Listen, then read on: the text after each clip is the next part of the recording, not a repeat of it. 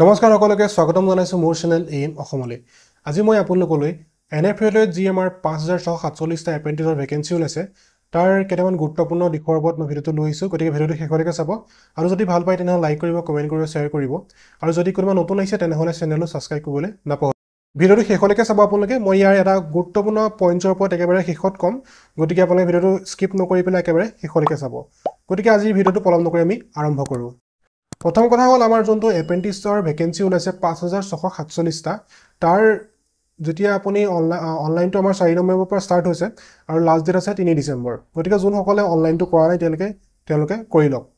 তাৰ মেইন কথাটো হ'ল আমাৰ যোনটো অনলাইনটো কৰাৰ পিছত ইয়াৰ মেইলটো কেতিয়া আহিব।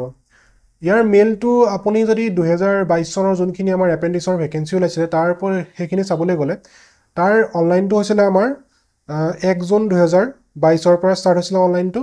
তাৰ পৰা ইয়াৰ লাষ্ট ডেট আছিলে 30 জুন। তাৰপিছত আমাৰ ইয়াৰ যোনটো মেইল আহিছিলে, মেইলটো আহিছিলে আমাৰ অক্টোবৰত, মানে জুলাই, আগষ্ট, ছেপ্টেম্বৰ 3 মাহ মাজত গেপ থাকিলে। তাৰ অক্টোবৰৰ 10 আৰু 11 তাৰিখৰ পৰা মেইল হোৱা ষ্টাৰ্ট হৈছিলে। মানে ডিভিৰ কাৰণে যোনটো ডকুমেণ্ট ভেৰিফিকেশ্যনৰ কাৰণে মেইল আহিছিলে সেইটো আমাৰ অক্টোবৰ মাহত আহিছিলে, মানে যোনখিনি 2022 চনৰ 22-23 যোনখিনি এপ্ৰেন্টিছৰ ভেকেন্সি ওলাইছিলে।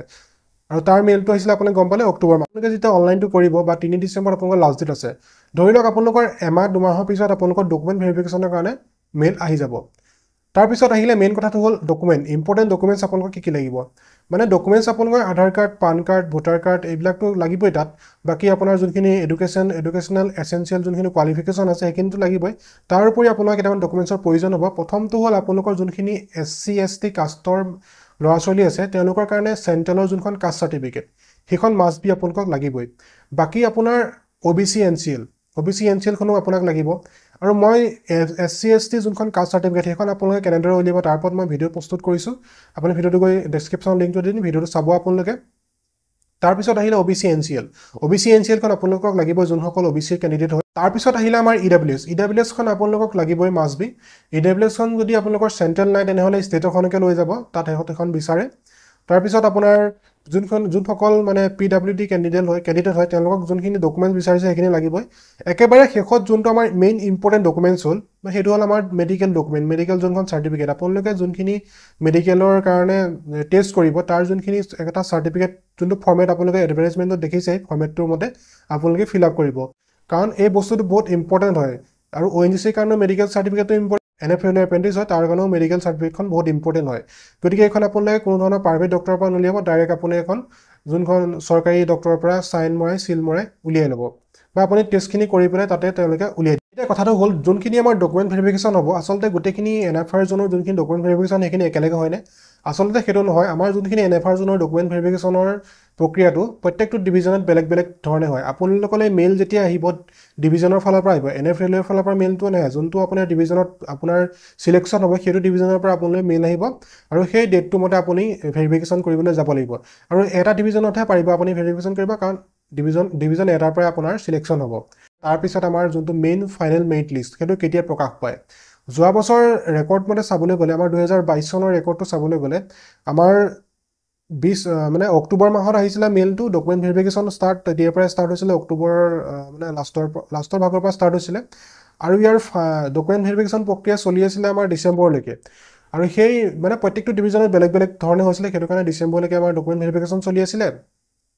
তাৰ ৰিজাল্টটো আহিছিলে আমাৰ 2023 চনৰ ফেব্ৰুৱাৰী মাহত।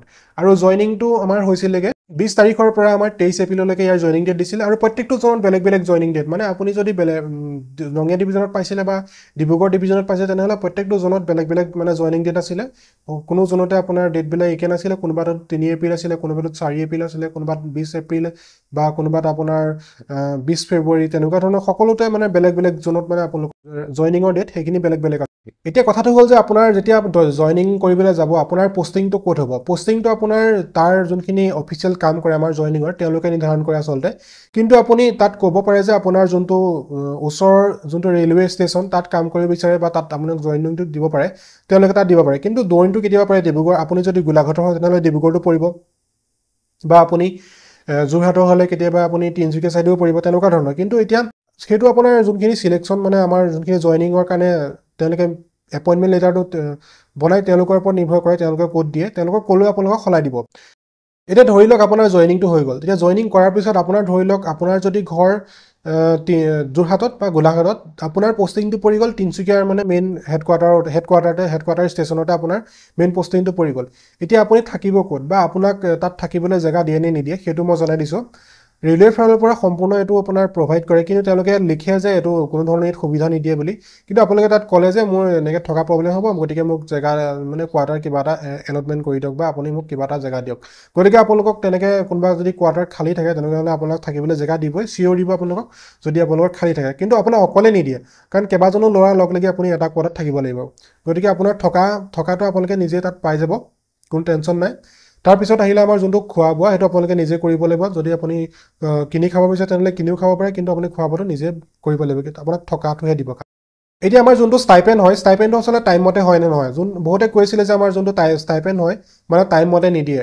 আচলতে সেইটো নহয়, প্ৰত্যেকটো ডিভিজনত আচলতে ষ্টাইপেণ্ডটো বেলেগ বেলেগ হয় আৰু টাইম মতে মানে তেওঁলোক প্ৰত্যেকটো ডিভিজনে টাইম মতে দিয়া হয়। কিন্তু আমাৰ প্ৰব্লেমটো হৈছিলে যেতিয়া আমি তিনিচুকীয়া ডিভিজনত জইন কৰিছিলোঁ, আমাৰ তেতিয়া প্ৰব্লেম হৈছিলে 4 মাহ আমাক চেলাৰী মানে ষ্টাইপেণ্ড দিয়া নাছিলে। আৰু মেইন প্ৰব্লেমটো হ'ল একাউণ্ট ছেকশ্যনত আমাৰ যোনখিনি মানে যোনজনে আমাৰ আপোনালোকক যেতিয়া কণ্টেক্টটো দিব, তেতিয়া আপোনাৰ এজন এডভাইজাৰ দিব। সেই যোনজন এপ্ৰেণ্টিছ এডভাইজাৰে তেওঁলোকক কণ্টেক্ট কৰিলে গম পাব যে সেইজন আপোনাৰ যোনখিনি আপুনি ডেইলি বেচিছত কাম কৰিব, আপোনাৰ যোনখন এটেণ্ডেঞ্চ শ্বীট বনিব তাৰ ওপৰত তেওঁলোকে বিল বনাব, আৰু সেই বিলটো যায় ডাইৰেক্ট একাউণ্ট ছেকশ্যনলৈ। আৰু সেই বিলখিনি আমাৰ বনি গৈছিলে, কিন্তু একাউণ্ট ছেকশ্যনত আমাৰ কামখিনি হোৱা নাছিলে কাৰণে আমাৰ 4 মাহ লেট হৈছিলে। আৰু যেতিয়া আমি জইন কৰিছিলোঁ তেতিয়া আমাৰ ষ্টাইপেণ্ডটো 1500 টকাকৈ কটা কথা আছিলে, কিন্তু 1500 টকাকৈ 3 মাহমান কাটিলে। তাৰপিছত আমাৰ সেই 1500 টকাটো এটা ন'টিচ আহিলে এপ্ৰেণ্টিছৰ ফালৰ পৰা, যোনটো আমাৰ এক্ট এপ্ৰেণ্টিছৰ এটা ন'টিচ জাৰি কৰিলে যে যোনসকল এপ্ৰেণ্টিছৰ 1500 টকাকৈ কাটি আছে তেওঁলোকক সম্পূৰ্ণ পইচাটো ঘূৰাই দিবলৈ।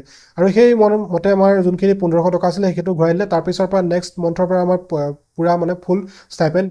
আপোনালোকে টেনশ্যন নল'ব, আপোনালোকৰ হয়তো সোনকালে হ'ব, কাৰণ তিনিচুকীয়া ডিভিজনত যোৱাবাৰ হৈছিলে, এইবাৰ তেনেকুৱা কাম। এতিয়া আহিলে আমাৰ ডিউটি টাইমটো আপোনাৰ কেনেকুৱা ধৰণৰ হয়। আপোনালোকৰ প্ৰত্যেকটো ডিভিজনত বা প্ৰত্যেকটো ডিপাৰ্টমেণ্টত আপোনালোকৰ বেলেগ বেলেগ ডিউটি টাইম হয়। কোনোবা এটা ডিপাৰ্টমেণ্টত আপুনি 2 ঘণ্টাও কাম কৰিবলৈ পাব, কোনোবা এটা ডিপাৰ্টমেণ্টত আপুনি 12 ঘণ্টা কৰিব লাগিব, কোনোবা এটা ডিপাৰ্টমেণ্টত আপুনি মানে কামৰ ওপৰত নিৰ্ভৰ কৰিব কিমান টাইম কাম কৰে বা কিমানখিনি আপোনাৰ কাম কৰে। গোটেইখিনি আপোনাৰ ডিপাৰ্টমেণ্টৰ ওপৰত নিৰ্ভৰ কৰে। আপুনি ফিল্ডতো কেতিয়াবা কৰিব লাগিব, কেতিয়াবা আপুনি অফিচিয়েল কামতো কৰিব লাগিব। তেনেকুৱা ধৰণৰ কামৰ ওপৰত নিৰ্ভৰ কৰিব আপোনাৰ। যোনখিনি ৱৰ্কশ্বপত পৰিব তেওঁলোকৰতো ৱৰ্কশ্বপতে কাম হ'ব। যোনখিনি আপোনাৰ বেলেগ বেলেগ মানে ধৰি লওক S&T মেচিনাৰী ডিপাৰ্টমেণ্ট বা আপোনাৰ যোনখিনি PW ডিপাৰ্টমেণ্টত পৰিব সেইখিনি কামতো প্ৰায় বাহিৰতে হয়। আৰু যোনখিনি বাহিৰত পৰে মানে সেইখিনি কামটো অলপ মানে কষ্ট হয়, মানে তেওঁলোকৰ বাহিৰত থাকিব লাগিব কামটো। কেতিয়াবা আপোনাৰ দূৰতো পৰিব, যাব লাগিব তাত কাম কৰিবলৈ। গতিকে আপোনালোকে সেইখিনি গোটেই ডিপাৰ্টমেণ্টৰ ওপৰত নিৰ্ভৰ কৰে, সেইটো চাই ল'ব। আপোনালোকক আচলতে কামখিনি আপোনালোকে কৰিব নালাগে, আপোনালোকে জাষ্ট গৈ পেলাই তাত হেল্প কৰিব লাগিব। হেল্পাৰ টাইপৰ কাম কৰিবলৈ আপোনাক শিকাব যে এইটো বস্তু এইটো হয় নে নহয়, বা এইটো এনেকৈ কৰিব লাগিব, বা এইটো আপুনি এনেকৈ কৰিলে কি হ'ব নহ'ব, সেইবোৰ সকলো তেওঁলোকে জনাব। আপোনালোক কামটো ডাইৰেক্ট তেওঁলোকে কৰিবলৈ নিদিয়ে, আপোনালোকে জাষ্ট তেওঁলোকৰ লগত ফিল্ডত যাব লাগিব, ফিল্ডত গৈ তেওঁলোকৰ কামটো চাব লাগিব, আৰু কিবা কিবি দৰকাৰ হ'লে তেওঁলোকক হেল্প কৰিব। এতিয়া আমাৰ যোনটো বেনিফিটছটো হ'ল আমাৰ যেতিয়া এপ্ৰেণ্টিছ কৰাৰ পিছতো আমি বেনিফিটছ পামেই, কিন্তু এপ্ৰেণ্টিছ কৰা টাইমত আমাৰ মেইন বেনিফিটছটো হ'ল আপুনি যেতিয়া কোনোবা এটা কাম কৰিবলৈ বা যাব, বা আপোনাক কেতিয়াবা কোনোবা এটা কাম কৰিবলৈ সৰু এটা ষ্টেচনত পঠিয়াব, তেতিয়া আপুনি নিজৰ খৰচত যাব নালাগে। আপুনি ট্ৰেইন আছে, ট্ৰেইনত যাব পাৰিব, ট্ৰেইনৰ যদি সুবিধা আছে। যদি ট্ৰেইনৰ সুবিধা নাই তেনেহ'লে আপোনালোকৰ ডিপাৰ্টমেণ্টৰ মানুহ যায় গাড়ী লৈ পেলাই তেওঁলোকৰ লগত যাব পাৰে। আপোনালোকৰ কোনো ধৰণৰ খৰচা নহয়।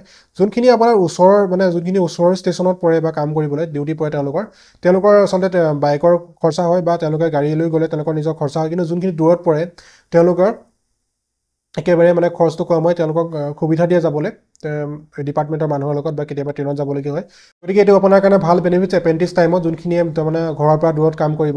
ভিডিঅ'টো আছিলে মানে, যদি ভাল পালে তেনে লাইক কৰিব, কমেণ্ট কৰিব, শ্বেয়াৰ কৰিব, আৰু যদি কোনোবা নতুন আহিছে তেনেহ'লে চেনেলটো ছাবস্ক্ৰাইব কৰিবলৈ নাপাহৰিব। ধন্যবাদ। জয় অসম।